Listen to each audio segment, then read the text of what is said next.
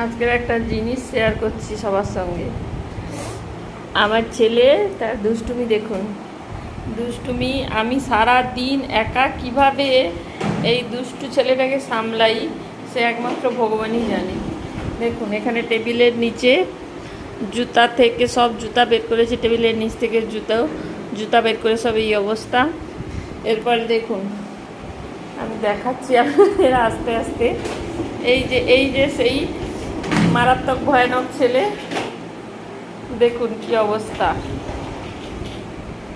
Bathroom থেকে বালতি এনে দেখুন এখানে বালতি রেখেছে।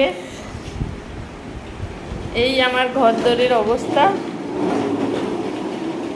তারপর ইনি এই কাজে ব্যস্ত এখন। এবার আমার বেডরুমটা একটু দেখুন কি অবস্থা। এটা বেডরুম না